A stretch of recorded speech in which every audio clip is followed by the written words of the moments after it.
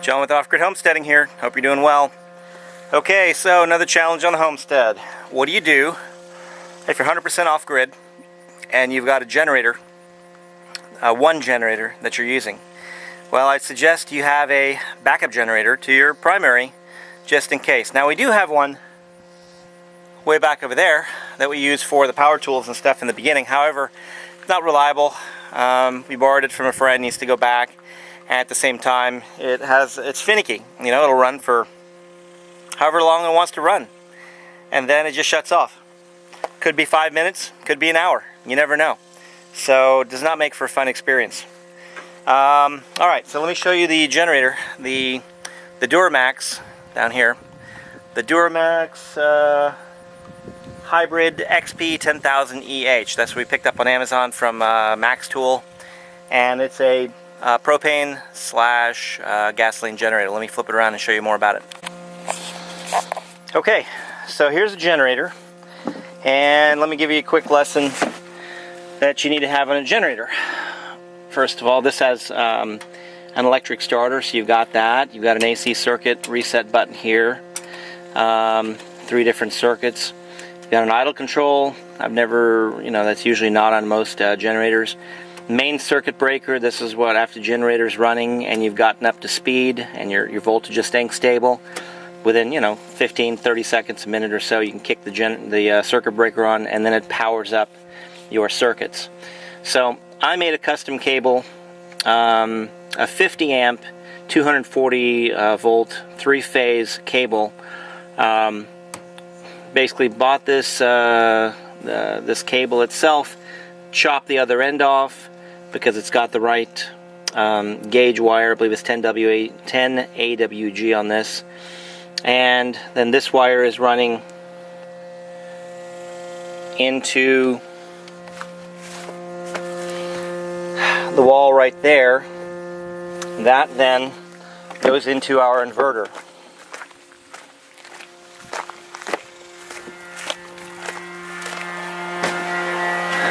So, wire's coming out down here, comes up,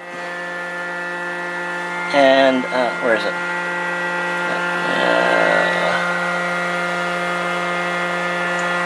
So this one here. This is your 30 amp coming in. It goes directly into the bottom of the inverter, and I'll show you that wiring here in just a minute.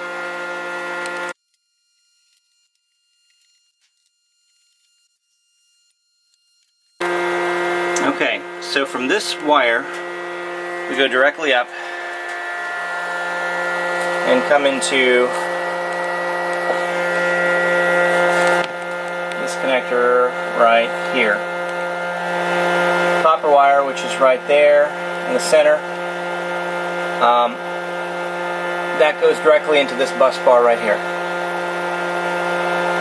The white wire, which is what they call neutral, I guess, goes directly into this first circuit. The black wire and red, or black and red, are your 2 hot. So the black is hot 1, red is hot 2. Here's a diagram from Magnum on how that's supposed to be coming in. So, since I'm using generator, that in essence is grid power. And that's what I'm doing right here. So neutral goes into the right side, ground goes to the ground right there, and then the AC leg in, the first one there is leg 1, and then the second one's leg 2. So I'm going to be bringing the challenges. There's 2 different types of plugs. Let me show you those. Okay, so these are the weird different kinds of plugs and things that are on a generator. Now these are all NEMA based plugs, and you actually have to look close at them to see which plug they actually are. So that's a NEMA L5-30, so it's a 120 volt 30 amp circuit. Okay, you can see that right there. This is a standard household plug, but because it has this extra little lug right here, that means it can actually deliver 20 amps of current versus a normal 15 that comes out of household current. This one over here, this is a NEMA, hold on, 14-30. So this can do 240 volts. So this is always your ground over here. And then I don't know the configuration of these others. You have to actually look them up and see what the wiring diagram is. And then this one, this is a,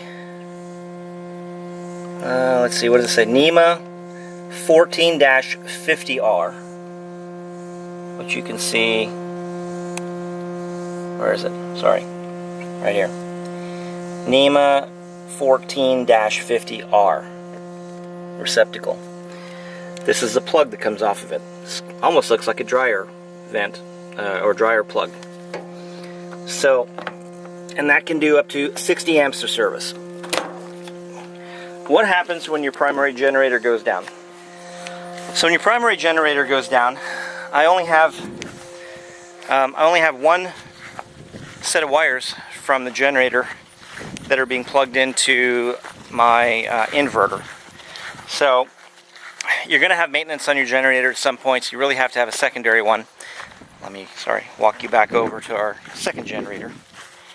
We found an old, an antique Kubota, and I was reading up on these, and their build quality is really good, reliability is real good, and that's this little guy here. So no, it's not 8,000 running watts or any of that kind of stuff. It's not a 50 amp service on it. However, it sips gas, and it has a 18 amp circuit, maximum 20 amp coming out of this little guy here. So let me see if I can zoom in and maybe we can read what plug we got on it. Let's see it. I don't think so. So anyway, I had to go online, find some diagrams, figure out what the heck this thing was, and then went down to my local Home Depot. I could have gotten it on Amazon, but I needed my my plug a little bit faster. So I found here. Let's see if I can find the NEMA number. And you can see this is a. It says it's an L5-30. This obviously is not a 5-20. So what happens is that when you try to take this plug it in here, it just won't go. Wrong size. So I had to I go get another plug. The other one is a NEMA 5-20. So they looked the same, but what you're looking at is a diagram of what it's going to be plugging into. And sometimes when you have it turned, you'll look at a diagram of the actual connector, and the connector will have a view like one direction, and then you got your receptacle on the other. So let's go show you the other one that I just made up. If you want to walk with me, we'll go over to the shed here. Shed, pole barn, whatever you want to call it. Alright. So we're now in here. Okay. Here's what I found.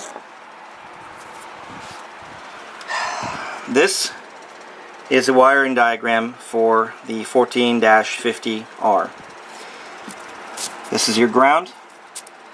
This is, let's see here, hold on. Yeah, so this is your ground lead here. Y is your first or second leg, doesn't really matter, of 120. And then this is your, let's see, 1, 2, here's a neutral. This is a ground. or neutral, whatever you call it. Equipment ground, system ground, and then these are your two legs, your X and W, because those actually come up to your 120 volts of this side here. So between here, neutral and ground, that's 120 volts. Between here and here, these are 120 volts, and between your system ground and there is 240 volts. So what I had to do is find the wiring diagram of that plug.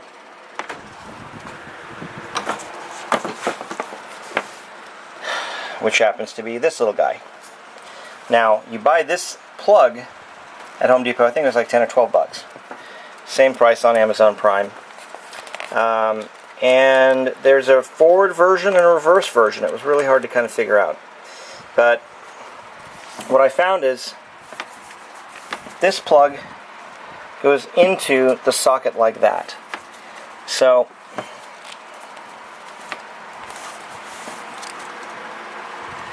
if this is your, this down here, this little locking piece is your ground, then that's that, and you go like this. And this bottom piece down here is going to be our black or hot wire, and then this top one is going to be the white wire. So what I have to do inside the inverter is make sure that my ground is at the ground. The black wire goes to leg 1, and the white wire from here goes to the white wire, or I guess common, whatever they call that, inside the box. And then the biggest difference, or biggest key, is when this is plugged into the generator, the other plug from the other generator needs to be unplugged. Okay, because I don't have a way, because the other generator will actually energize this circuit and can damage the second generator, or vice versa. So you unplug one, and then I'm actually going to go get another plug, the reverse of this, to just cover over it, to cover over this with no additional wire. It's just another plug that this actually plugs into, and it'll be like a blank. And then it covers up your electrical circuit from here. That way you won't put it in the ground or short out, or you accidentally touch it or something like that. So, hold on a second. Man, is it hot out here. So, I got to get this circuit and stuff put in so we can turn on the generator, get the air going, because today is a pretty hot day. It's already probably 92 outside. I have this board in front of my opening here just to keep some of the sunlight out, and then thank goodness to the power of extension cords running all the way back to my little power room. We've got a fan down here just kind of giving me some cooling air, and it's actually tolerable. But I can tell you, it's miserable. If you don't have air going from about 10 o'clock until at least 5 or 6, you know, or maybe 7, it's pretty much, you want to take a siesta. You want to get up in the morning at about 5:30, work until about 10:30, 9:30 to 10:30, depending on if you're working in the sun or not. Take a siesta, do inside work for the rest of the afternoon, and then once it gets dark, once it starts going to get dark, finish your dinner, have your dinner a little bit early, have sandwiches so you don't heat up the trailer, and then go out and work for 2 or 3 hours outside if you get that much light. So that's some of the life at off-grid homesteading. I'm going to get that other generator over there, put beside this generator, move one of the little racking systems, little cupboard thing out of the way, and then I'm going to set up the second generator as my backup while I'm waiting for parts from my primary. So hope that helps you, and just make sure you always have backup parts for your stuff. Backup. What ended up happening on my first generator is the exhaust. The exhaust actually started burning through, and the spark arrestor, which is on the outside of the exhaust, which keeps anything from touching the exhaust and catching on fire. The metal screw that went through it started vibrating so much that it made a hole in the exhaust itself. And Duramax was pretty awesome. I bought this thing on July 16th, 2016. Today is July 26th. Called them today, emailed them last night, And Mike Williams over there was awesome, because you know it takes about a week or so, a few days, a week, 5 to 7 days to get it delivered.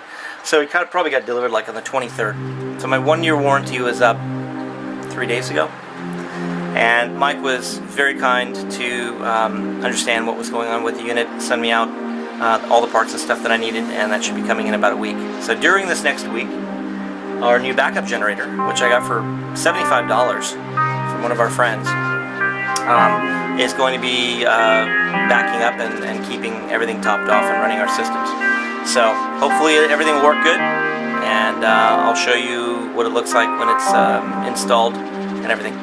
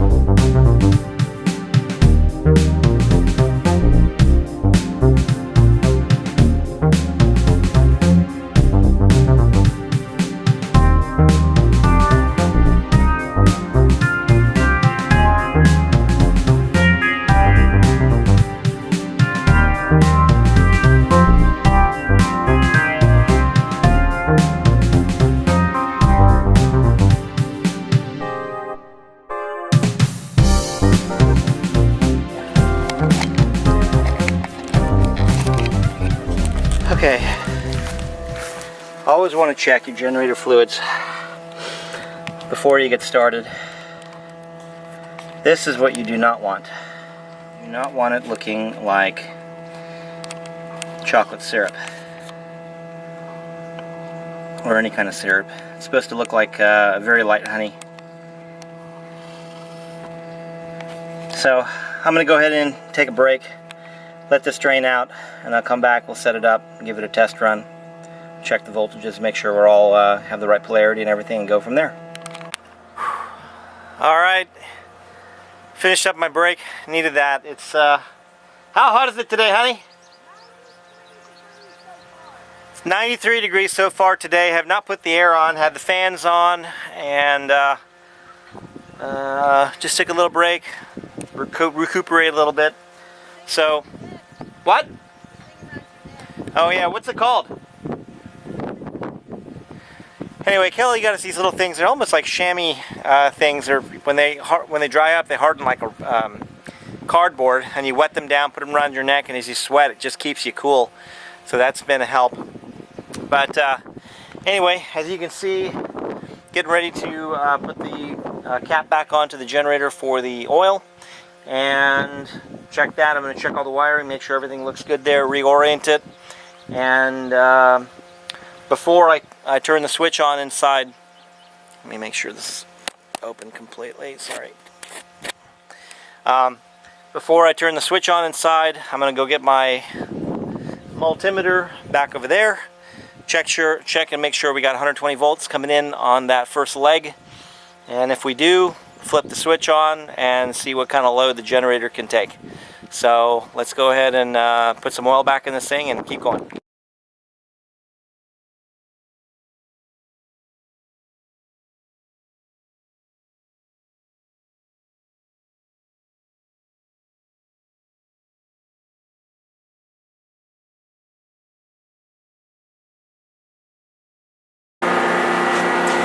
Hey guys, okay, I have the generator running right now. Oil's been changed, new oil's been put in, and I have it just kind of idling up right now. I'm going to test the voltages here. I disconnected the 50 amp plug from the other generator. You want to make sure only one plug is running at any given time. Then I need to put a little container or something around it.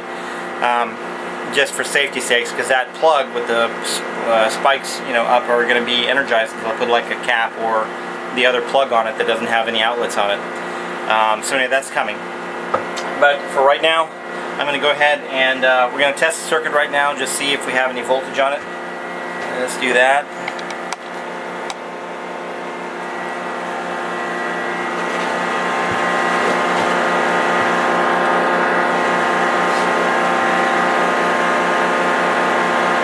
Okay, so on this black wire, our circuit is off.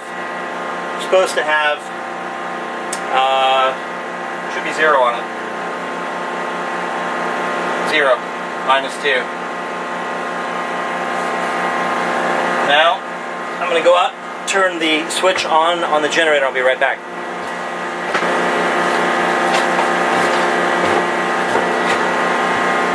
Okay, circuit breaker is on the generator.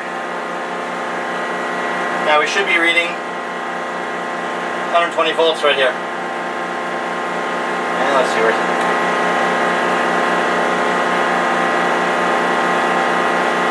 Oh, that's on DC. It could be on AC. Probably make a difference. 110, 111. Okay. So the polarity is right. Now that we got the polarity right, what I'm going to go ahead and do is I'm going to go ahead and flip my circuit on, which is right here.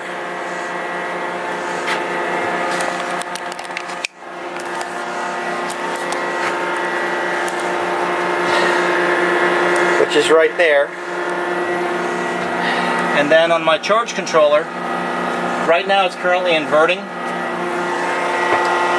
We have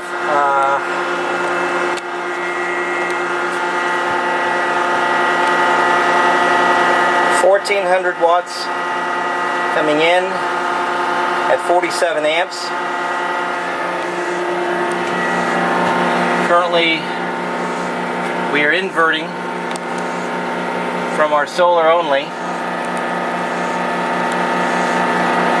We're only drawing 8 amps of DC because no air conditioning or anything's on, and our batteries are 29.8 at 30 on my little cheat sheet here.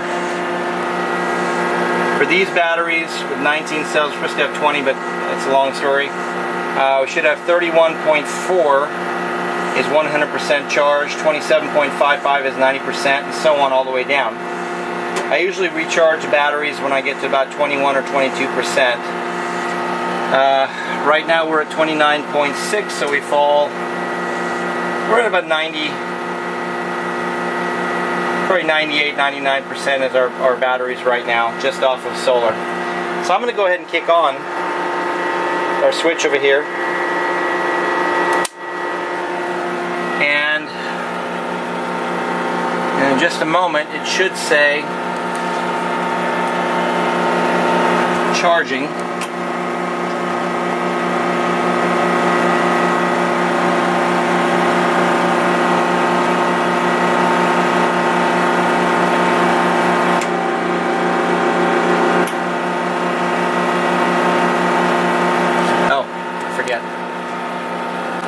Turn the amp draw down on the system.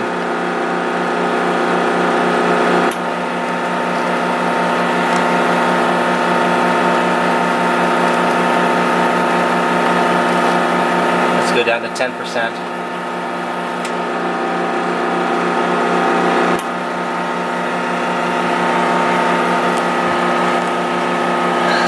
Let's see. Charger set up, maximum amperage coming out of this is going to be 18 amps.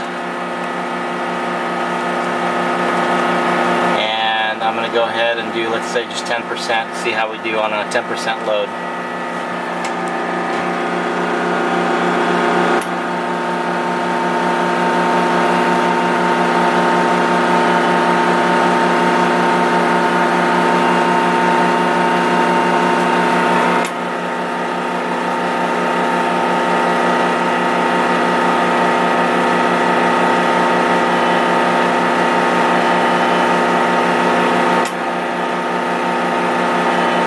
Still doesn't like it.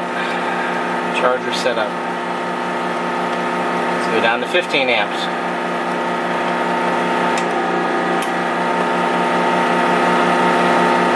Let's drop it out at 90 volts.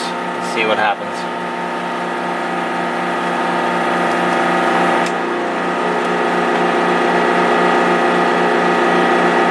Charging.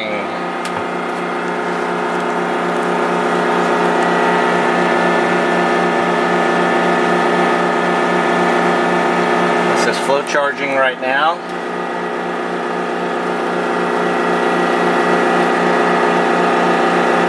So the charger is working. Let me increase my output to 20%. See how much that'll pull now.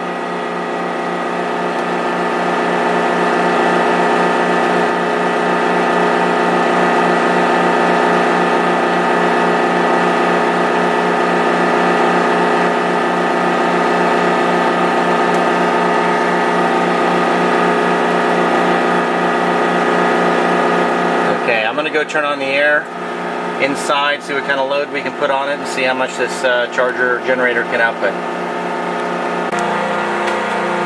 Okay, since the batteries are topped off, I'm in flow charging versus bulk charging, so I can't really do the full test on the generator, but the settings will have to be changed on the charge controller because the 240 volt generator is actually putting out 50 amps. I think the capacity is 60, but it says 50, rated for 60. What that means is each leg can carry up to 25 amps of current. This generator has one leg. One leg can put out 18.6, I think is what it says on the box. So you adjust the charge controller for 18 amps, and then you adjust your percentage of how much of that 18 amps you want to pull to charge up. So later tonight, at the end of the day, when the sun goes down and stuff like that, I'll be able to do a little bit more testing and go from there. But I'm going to go ahead and close this up, and if you have any questions, feel free to give us a call or info@offgridhomesteading.com. Go to our webpage, offgridhomesteading.com, and please like our channel and tell people about it, and look forward to seeing you next time on the next show. Take care. Bye-bye.